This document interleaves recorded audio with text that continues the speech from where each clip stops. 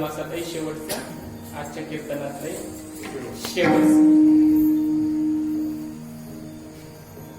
आणि शेवट माऊलीवरच करणार आहे. हळूहळू आलोय माऊलीकडेच. माऊलीवरच शेवट आहे का, तिथूनच सुरुवात आहे म्हणून शेवटी माऊलीकडे जावं लागेल. तिथूनच आलोय. माऊलींनी 18व्या अध्यायामध्ये भक्त्या मामाभिजानाती या श्लोकावर भाष्य करताना तो साधक परमात्म्याला भक्ती साधनेच्या द्वारे जाणतो, हे सगळं वर्णन करत असताना तिथे योगाचंही वर्णन केलंय. खूप मोठा विस्तार आहे त्या श्लोकावर. अनेक साधनं सांगितली त्याची. भक्तीचं योग सुद्धा काय देवाची भक्तीच आहे. उपासना कांडातच योग दर्शन, योग दर्शनाचा अंतर्भाग उपासना कांडात केलेला आहे वेदाच्या. म्हणून तिथं योगाचं वर्णन माऊलींनी दिलेलं आहे. यम, नियम, आसन, प्राणायाम, प्रत्याहार, धारणा, ध्यान, शेवटी समाधी, हे सगळं वर्णन तिथं केलंय. विस्तार करत नाही. आणि मग तो साधक समाधीवर आरूढ होतो. पण ती समाधी साधी नव्हती, केवळ अष्टांग योगापुरती मर्यादित नव्हती, तर ती ज्ञानाची सुद्धा समाधी होती. समाधीवर तो आरूढ झाला आणि तिथं त्याला आत्मानुभव प्राप्त झाला आणि आत्मानुभवाचा राज्याभिषेक त्याच्यावर झाला. त्याने तो समरस झाला असं वर्णन त्या ठिकाणी माऊलींनी केलं. इथपर्यंत त्याचा प्रवास झाला. आत्मानुभूतीपर्यंत, ब्रह्मानुभूतीपर्यंत तो महात्मा गेलेला आहे. आता हे सिद्धांत सांगण्यासाठी माऊलीची ओवी आहे का? लवकर यायचंय मला अभंगात. पाठी समाधी श्रीयेचा आशेखा, फार गोड होते.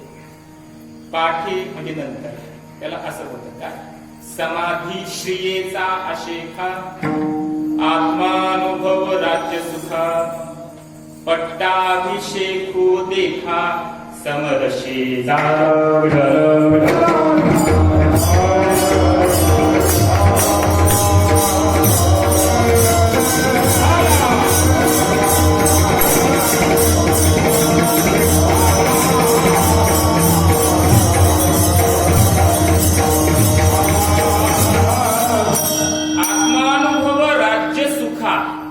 आशेखा, आत्मानुभव राज्य सुखा, समाधी श्रीयेचा अभिषेक झाला, पट्टाभिषेक झाला, असा त्याचा अनुभव आहे.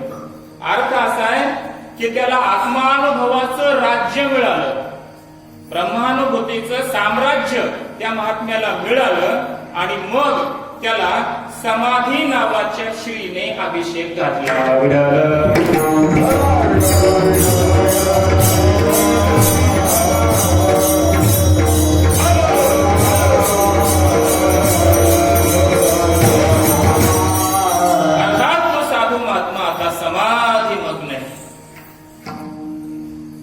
समाधीचा अभिषेक घातलेला आहे. समाधीत गेलाय तो आता.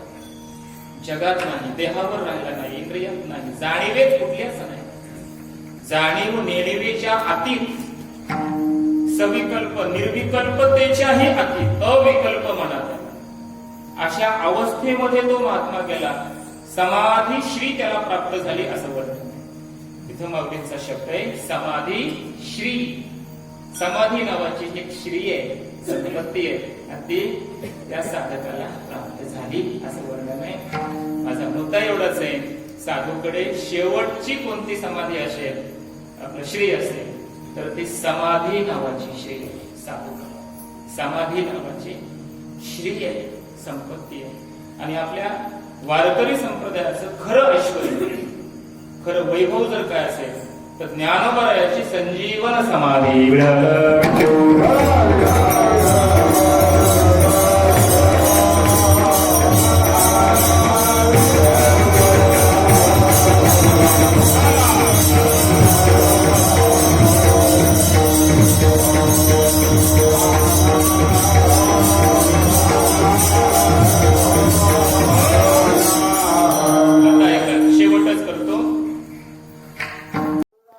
आमच्या चॅनल संत महिमाला सबस्क्राईब करून नोटिफिकेशन बेल दाबायला विसरू नका.